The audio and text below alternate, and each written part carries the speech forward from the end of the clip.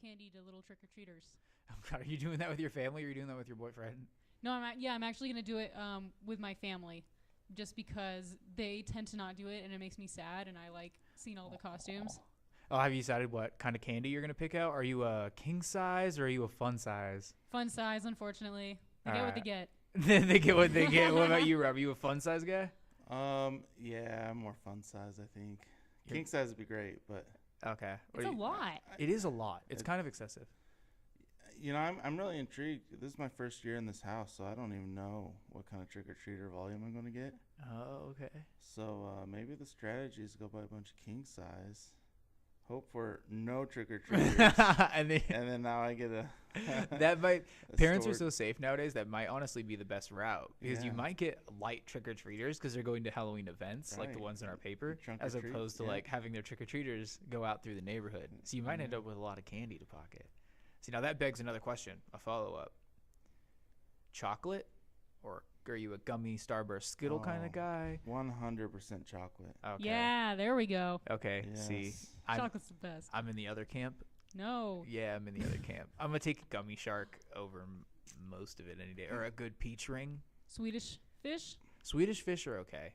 Swedish fish have their moments. Yes, but Swedish fish, you get burnt out. Like, it's not like a chow down snack. It's a couple and you're good. Yes, that's another really good point because I don't think you can.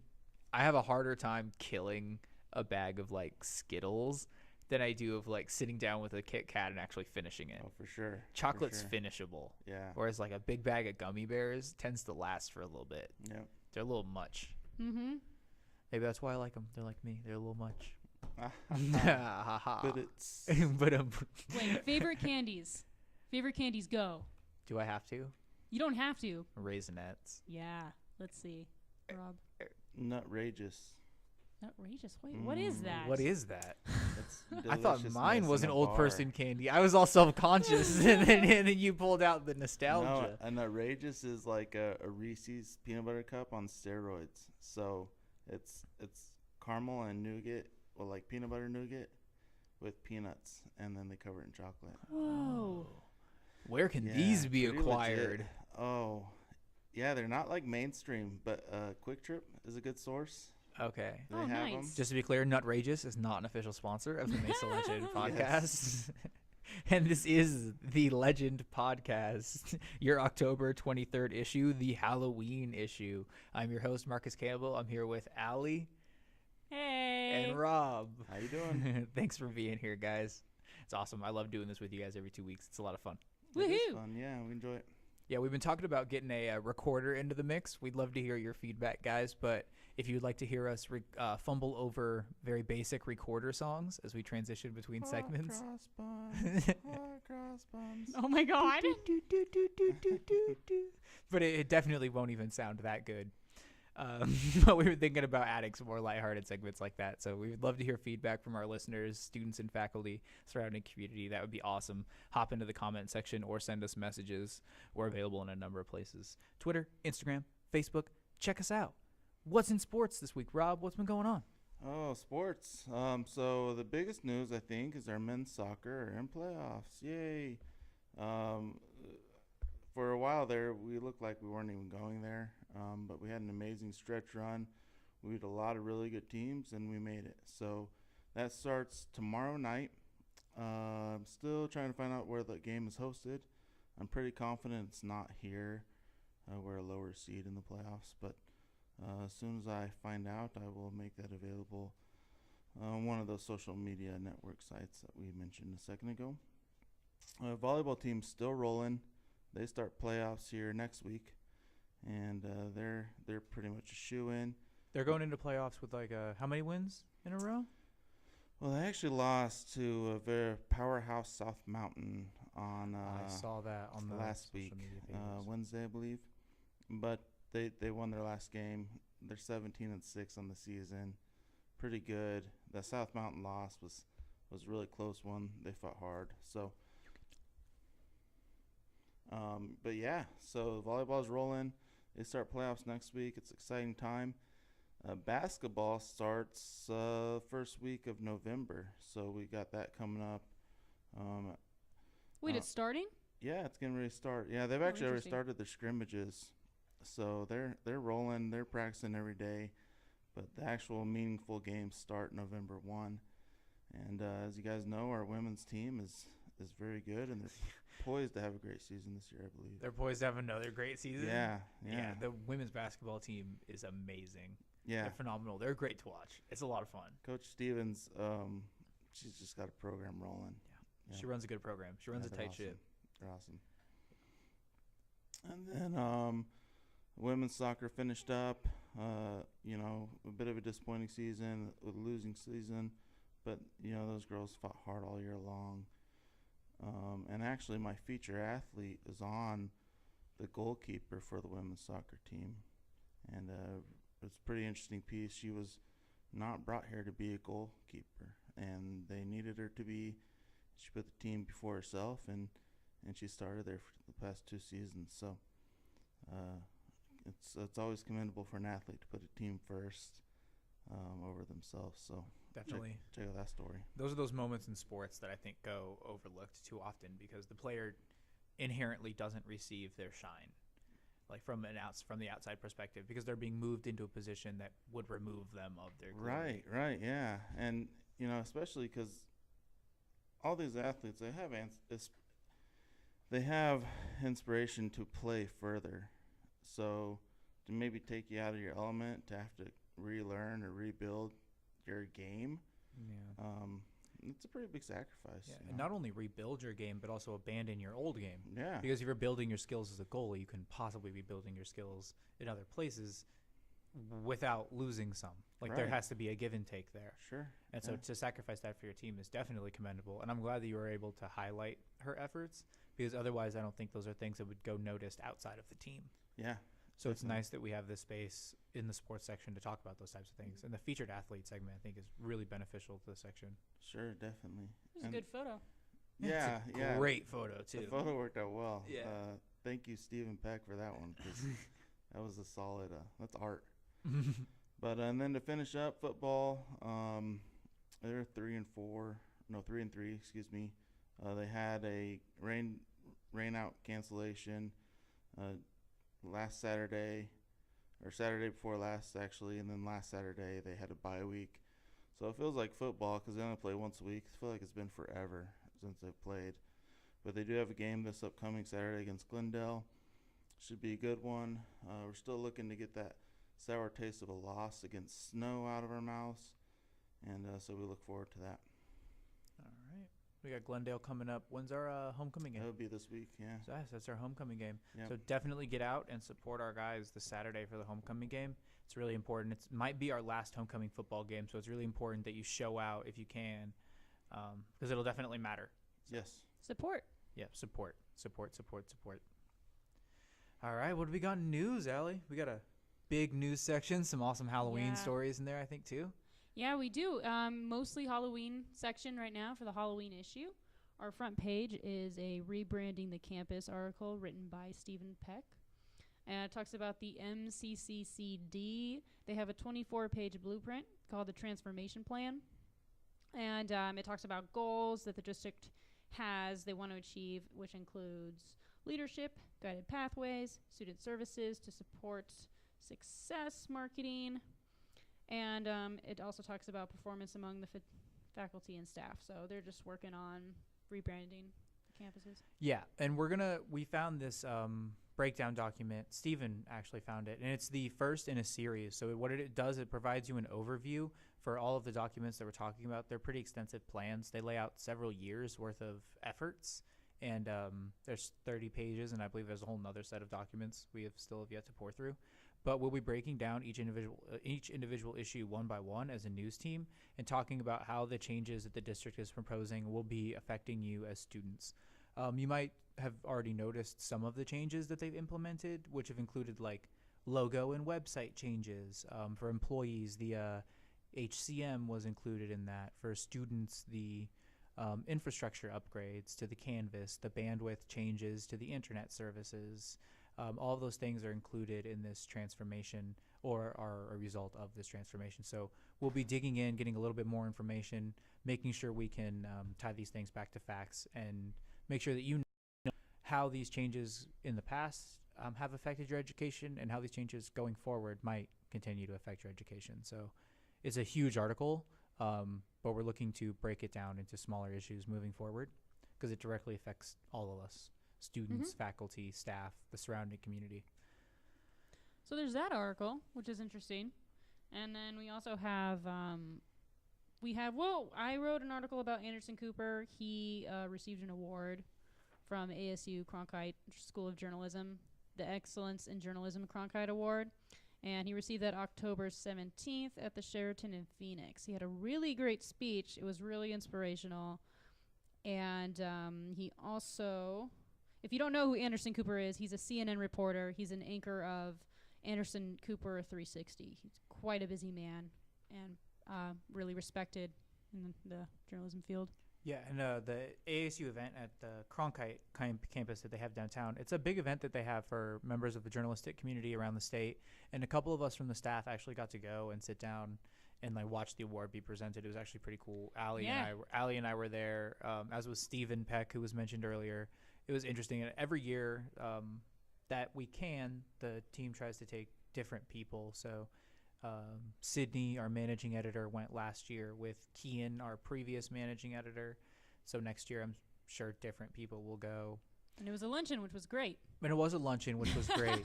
The beef was dry, and the salad had watermelon on it.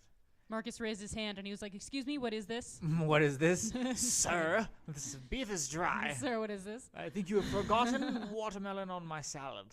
No, I'm not a fancy person, if you could at all tell by the jokes. But I'm a ranch on some iceberg kind of guy, so a fancy salad is several steps above my pay grade.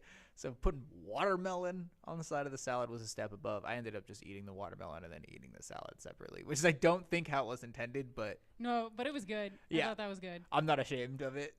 And the speech was really good. Anderson Cooper, really funny, really good stories. He told really nice snippets of stories from his career, which were really enlightening and also really dangerous and really, it was very interesting. It was an interesting life he's led, like not getting hired right out of college and then traveling the world and creating his own journalism as a multimedia journalist before finding a home in traditional journalism. I thought that was really interesting.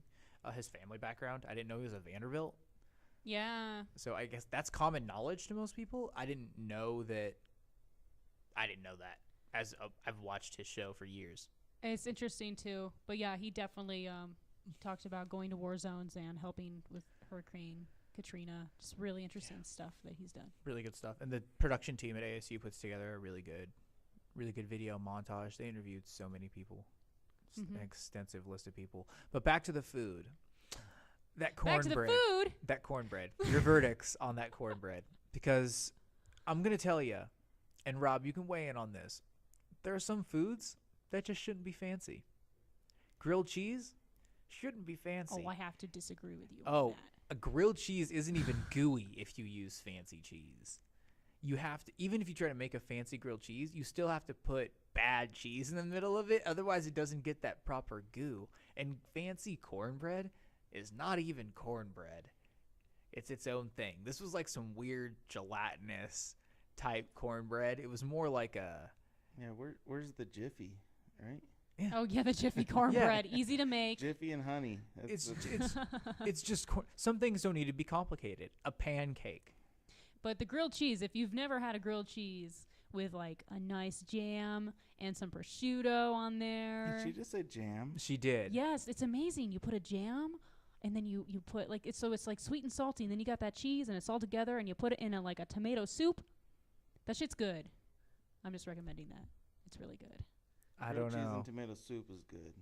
Jam, grilled cheese, and tomato soup. I don't know. I don't know, I'm Allie. not I don't know about the jam. Oh God, I'm voting I don't know against. about the jam. And I would love to see the contents of the cheese in that grilled cheese, because I think it would still probably have bad American cheese in it in some facet, because otherwise it doesn't get that gooiness that's necessary. I've done many a grilled cheese experiment, and I can never get the gooiness unless I use cheese slices. Like I have to go down to using and not even like cheddar cheese slices. Those Kraft don't get singles. gooey. You have to use like a Kraft single to get that, where you pull the sandwich apart and it does the. No, that's definitely necessary. I will say you cannot go below Kraft singles. Yes. If you get too fake, it doesn't know Yeah, either. that's a little bit too much. It's like if you're gonna eat a Vienna sausage, you can't go too far. Right. But this cornbread, back to this luncheon, this cornbread was just not cornbread. God, you're fixated on this cornbread, Marcus. It upset me for maybe 36 hours. But I'm Oh my sorry. God. I'm sorry. I distracted you because of my obsession with cornbread. But it was a great luncheon, and that's a great article. You guys should The definitely go content check of it the out. luncheon was fantastic. The I think content we of the all agree. luncheon was fantastic. That was amazing. You'll find a good 600 words just on the luncheon itself. Oh, yes. I'm just kidding. You could. We also have another article from Stephen Peck. So I guess to go into our Halloween stories, he wrote about Mel Brooks' Young Frankenstein, which is going to be a musical starting October 26th at the Performing Arts Center. This Young Frankenstein was a 1974 comedic film, and it's pretty well known. Gene Wilder was in it. He did an amazing job. And so we're going to be doing basically that storyline, but as a musical. Tickets are $18. Staff and alumni get to pay $15, and students are $12. So that's exciting. That'll be fun. That's pretty cool. Definitely go check that out. Rob, who's sitting next to me, he wrote an overview of Nightmare on Main. Do you want to touch on that, Rob? Sure. Well, first I'll start out by saying Downtown Mesa actually does this every second Friday where they block off Main Street and just let vendors come out, and there's a lot of art down there, and it's kid friendly, pet friendly, and it's just for the people of the city to kind of come and hang out with other people in the city and enjoy live music and food and whatnot. So October, they obviously theme it after Halloween, and it's kind of I'd say probably their biggest second Friday of the month event that they have throughout the year. And it was good. There's lots of people in costumes and lots of kids got to dress up and get early candy and things like that. So I'm sure that they love that. And there's things like a costume contest, and that was pretty fun. You get to tour. There's an old theater. It's called the Nile right now, and it used to be an old show theater. And the Nile completely kind of boarded off the theater aspect of it, but there's a basement underneath, and you get to go tour the basement. I think they only open it up to public twice a year. This is one of those times, and supposedly it's haunted. So you get to go walk through this old creepy basement and hopefully get attacked by ghosts, I guess. Yeah, I would be nowhere near that basement. I don't understand why take the risk. It's just like skydiving.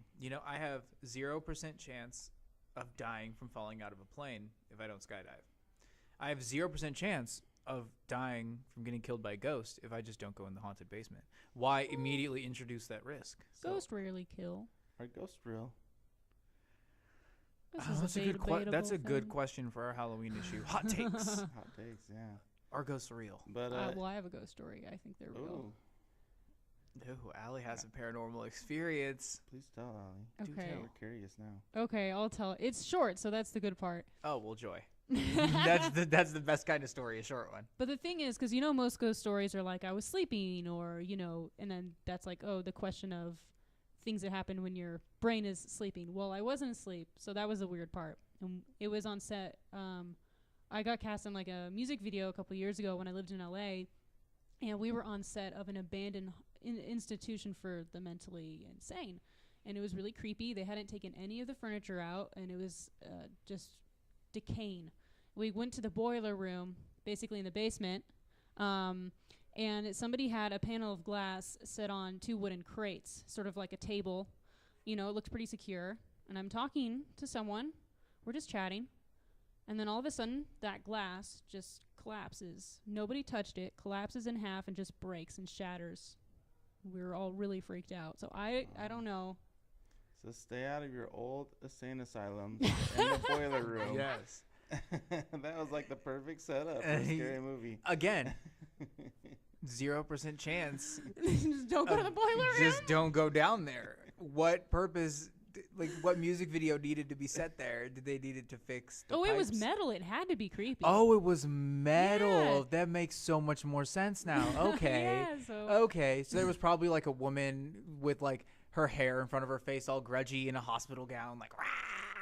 yeah, I was the grudgy looking dead woman. Were you actually? Yeah, and then That it was a was for total the shot in the singer dark. Otep, who Okay. for her. So it was a really great music video. It's I fantastic. actually do know her music. Yeah, she's fantastic. But it was funny because they heard stuff on the mics. They were like, somebody's talking. Who's talking? None of us are talking. Okay, that's weird. I don't know. I'm just putting that out there. Ooh, spooky. But I know that I wrote a story for your new section also this week. I wrote the Google Frightgeist article. It's this fun little search engine that Google puts together based off the data from the Halloween searches every year. It basically tells you all the most searched Halloween costumes. It doesn't tell you the ones that people purchase the most often, which I wish it did. It just tells you what the most searched ones were. So one fun change from that you can totally see between last year and this year, it's probably one of the biggest noticeable changes, is number one in the country and number one in most states is Fortnite costumes. So expect to see a lot of kids dressed up as the same 4 avatars that are available for Fortnite costumes, or one that they made themselves. And they'll all be dancing. Yeah, and they'll all be doing the same 3 dances that they're coordinated enough to do, or butchering the other 100 dances that are in the game. But it'll be fun for all you parents out there looking for that. The other top costumes in the state of Arizona were Unicorn, Spider-Man, Witch, and Dinosaur. And nationally, it was Fortnite, Spider-Man, Unicorn, Dinosaur, Witch, Harley Quinn, Superhero, Pirate, Rabbit, and Princess. So obviously most things on that list are pretty static. Spider-Man's been there most years. I write this article every year, just a little blurb just to update the costumes. Spider-Man's in there most years. Last year Wonder Woman was in there, and Wonder Woman isn't in there this year, so it's interesting that the costume's fallen off a little bit. But Harley Quinn crept back up. So Harley Quinn crept in there, and then Wonder Woman crept out. So that's kind of interesting. But the biggest change is Fortnite. All the other stuff pretty much stays static. Pirate's always pretty popular. That's my son. He's a pirate this year. Yeah, Aww. I was a pirate one of the first things I ever earned money for and bought with my own money was a pirate sword from the Arizona Renaissance Festival. So I was always a pirate or a ninja. So I feel like it's a pretty common little boy costume. Pirate or soldier. I also did football player a couple years because I was lazy and I had the pads already. There you go. Right, yeah, exactly. It's a total cop-out. But your Red Mountain Halloween article? Yes, we have yes. Oh, and I wrote that, obviously. I actually forgot about that article that I even wrote. But this is the 6th annual Halloween extravaganza at Red Mountain, on the Red Mountain campus, and only the Red Mountain campus, so it won't be on the Dobson campus. It's on October 31st, and it is a trick-or-treating event. So there's going to be games and prizes and Halloween-themed photo booths, and you can bring your kids or your families, and it should be pretty fun. All right, that's definitely pretty cool. That's Red Mountain, one of Red Mountain's biggest events of the year, and we don't host anything on the Southern and Dobson campus because that event is so well run, and they want to make sure that they support it as best as possible. So definitely try to make it out to that if you're in the surrounding area. And I think that's pretty much it for news. Yes, Cindy Ritter wrote an article about safe places to trick-or-treat, so just going off of that, if you are looking for places or for your kids places to go trick-or-treating, there's also an article on other events around the Phoenix Mesa area as well. Awesome. Cool.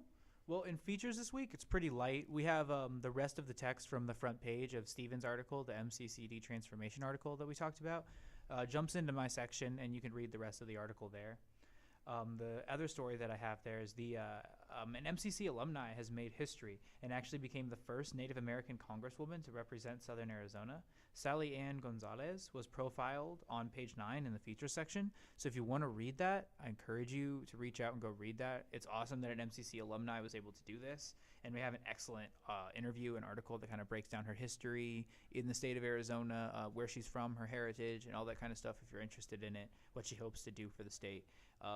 It's a really, really, really good article. I encourage you to check that out. We also, our photographers had a little bit of fun this issue, and they got to put together a Halloween photo roll and kind of go take pictures of like different spooky things and like hold photo shoots and things like that. And I just kind of gave them a page to lay out however they wanted to lay it out, and it came out really nice. It's very cool. That's on page 10. It's kind of a little 2-column thing. There's also a list in there of all the on-campus Halloween events. So the Halloween events are listed multiple places in the newspaper this issue. So definitely check and make sure you read around, because there's different events in different places. So there's children events in one spot, campus events in another, community events in a different spot. So just make sure that you're flipping through the paper and checking out all those dates. And then we get to our culture section.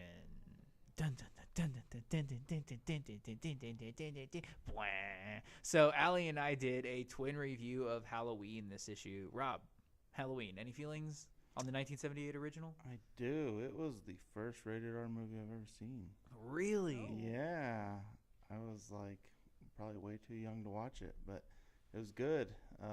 So yeah, that one holds a special place in my heart. Since we owned it on VHS, I watched it numerous amounts of times.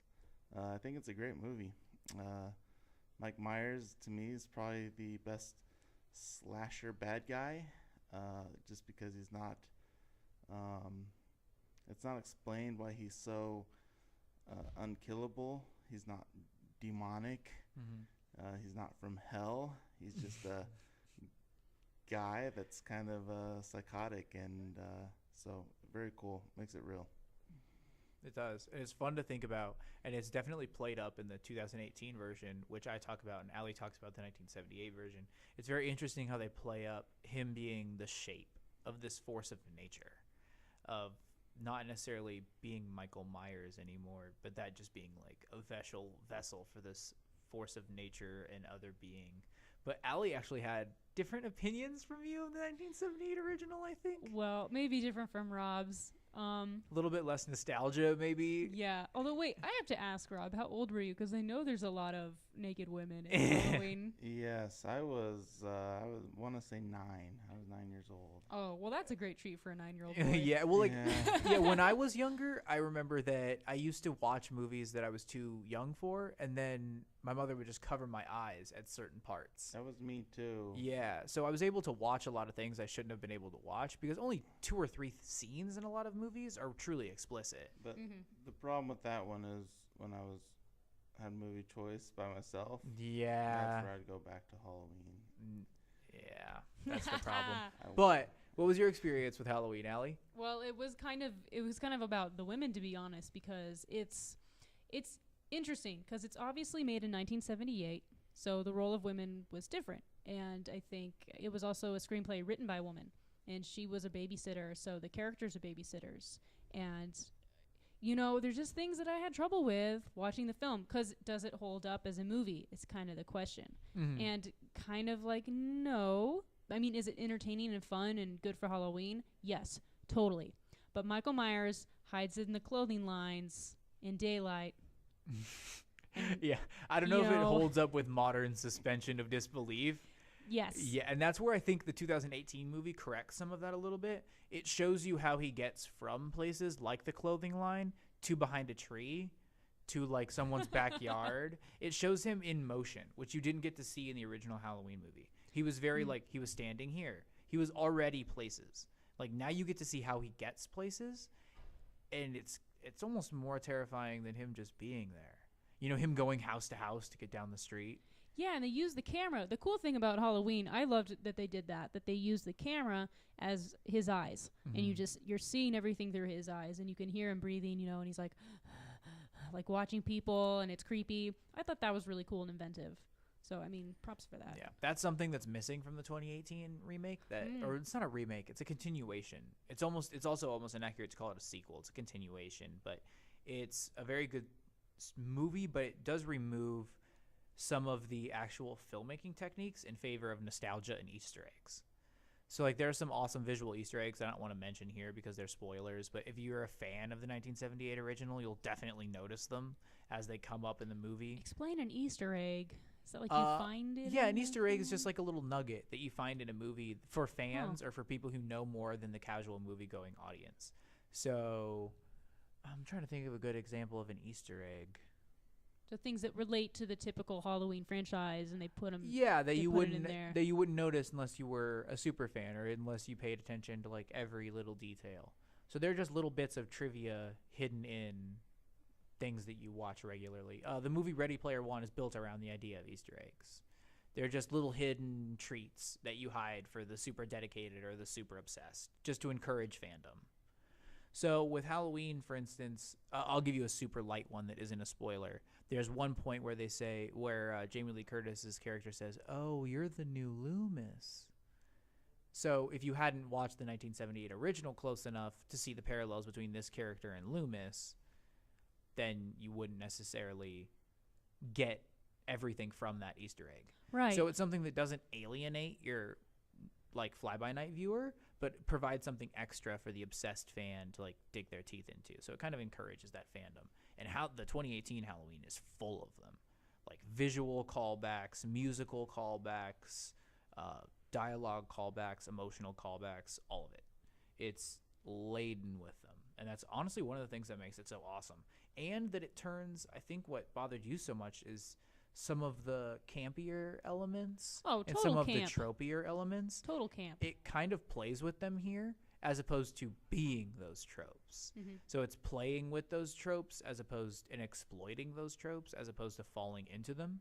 Like the tropes in the 2018 Halloween, it's fully aware it's doing. So it's walking into a trope it knows it's doing, and it's going to do something funny with it. The babysitter scene in 2018's Halloween is very different than the 1978 babysitter scenes in Halloween. Ooh, interesting. And when you see the movie, you'll immediately notice the difference. The tone is different, and that's another huge difference in this movie. The tone is way different. Danny McBride, if anybody's a fan of his comedy, actually came on as one of the 3 screenwriters for this movie and provided some of the rewrites. And every scene he touched, you can tell, because it's hysterical. This movie has so many points in it where you literally laugh out loud and then get jump scared, and then laugh out loud, and then you're scared, and then you laugh again, but you didn't want to because you're still scared from the last time. And it's this constant push and pull throughout the movie that makes it work. Because at the end of the day, it's just a guy walking around killing people, and it really shouldn't be interesting. But it's that constant push and pull that makes it work. And the director does a very good job, and this is also helped by the screenplay, of introducing you to characters that you know are going to die 30 seconds later, but you still care during that 30 seconds if they live or die. Yeah, see, that's pretty important. Yeah, it's very important. I think that's where the 1978 Halloween fails. Is there's some people that get butchered in the 1978 original that you don't care about at all. Well, yeah. Some people you wish gets butchered. Exactly. Yeah. Whereas this one, people you've met for 30 seconds, you're like, oh, I kind of like that guy. He was funny. I wanted to hear about the rest of his little packed lunch. You know, like or those little bits. You're like, oh, I'm glad character whatever got away. That's really nice. I hope that random person pops in later as an Easter egg in a future movie. So It's like certainly interesting it lasted this long. I mean, it really is a pretty old, like 40 years. Well, a lot of the tropes, or a lot of what we now consider tropes of the slasher genre, were established in this franchise, Friday the 13th, and Nightmare on Elm Street.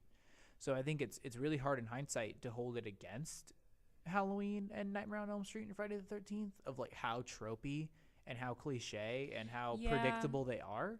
But at their time, they weren't. They were the first to do these tropes and the first to exploit these things. And so like the babysitter concept now is a totally tired and drawn out and just way overdone concept. In 1978, it wasn't. In 1978, that was an interesting angle on a horror movie. That was a hard thing about reviewing it too, because it's like, okay, obviously this is the first time this was used, but then if you're watching it from 2018, you're just going to feel differently about it. You're not going to feel the same because there's so much history now, you know? Yeah. It's really interesting. It was impossible for me to not feel the history of the movies after Halloween and to look at it just on its own, because I was just there's so much that it inspired. It's pretty interesting. Yeah, it's hard to remove it. It's hard to view it in the context with which it was viewed in. Like the America also that we live in now has changed completely. The 1978 Michael Myers could never have just walked around in broad daylight. Well, Yeah, he women, would've camera too much. totally Right, we had way too many cameras. Kids would have been in his face, and that's another thing that's missing from the 2018 one. He's pretty creepy. Nobody thought to take a picture of the guy who's dressed up like the town's most famous serial killer. I feel like he would have got Instagrammed on a lot of those walks through town in the 2018 movie. Yeah. Of just like kids being like, wow, you look just like that Michael Myers guy, because everyone knows everything now. So I think it's weird that only certain citizens are self-aware of the town's incredibly violent past. And then when that guy is walking the street, nobody recognizes him in the William Shatner mask painted white. It was just weird. It's just interesting, though. The roles of women in society, I think, are reflected more, and it's like a common topic in both of the films. Yeah, it's a totally different time for women. And totally. And the role of women in the new Halloween movie is completely different. I think Jamie Lee Curtis is probably one of the most balanced and well-crafted female characters we've seen in horror movies in a really long time, if not ever. I can think The Descent has some pretty good, well-crafted female characters for a horror movie. For as far as a mainstream horror movie goes, it might be one of the stronger female characters we've seen in a really long time in the mainstream. I believe her when she's sad. I believe her when she's happy. I believe her when she's angry. Everything about her character makes sense and is balanced and is well-rounded. You believe her when she has a breakdown. You believe her when she gets tough and is ready. You believe that she's ready. It's just a constantly perfectly balanced character, and it works as a functioning real person. So, very cool. Definitely check out Allie and I's reviews. Also, at the bottom of that culture page, we have our Legend staff picks. So we had almost every editor at the Mesa Legend kind of go and pick something that they enjoyed. That's pretty new. Rob talked about Assassin's Creed Odyssey, which I think you're still having fun with. Oh yeah. There's a lot to it. It's fun. Yeah, I think you said you're gonna stick on Odyssey until you go get Red Dead. Yeah, it's my goal to beat it, and I'm still quite a ways away. Pretty busy, so I don't get a lot of free time to play video games. Not as much as I used to, certainly. But yeah, I'm still loving it. Yeah, I bet. There's a lot of content. Did they make changes to the combat system in that one? They did somewhat. So it's still the free-flowing combat for those familiar with Assassin's Creed, where you have the dodge button and the attack button. But there's some additional things like a bow and arrow, which is really cool. And then it has an RPG feel where you have upgrades, and you can, kind of in the past ones, you'd have upgrades as far as weapons go. But now you have upgrades like for combos, special attacks, things like that, which is pretty cool. But you got to earn those through level ups. So that's kind of the big difference in this one, I think. And they left the sailing in, so I've heard a lot of people talking about it like it's the Black Flag 2 that they wanted and never got. Yeah, exactly. Black Flag was my favorite before this one. Yeah, mine too. And this one's cool because you actually have people rowing. Oh, that's interesting. So that's interesting. But yeah, another cool thing about this one is you have to find a crew, and you add to your crew to make your ship battles better. There's no cannons, obviously, due to the time frame, so it's all bow and arrow fights and things like that. So it's pretty cool. Are there pirates? Yeah, in the sense of nice. Not like our pirates, you know, not like get my booty pirates, but they're pirates in the sense of people on the seas trying to take over ships for money. They're literal pirates. Yeah. People robbing on the high seas. Yeah, exactly. That brings it all full circle back to pirates. Yep. Well, thank you guys for joining us for another issue of the Legend podcast. I love you even though I've never met you, and we'll talk to you next time.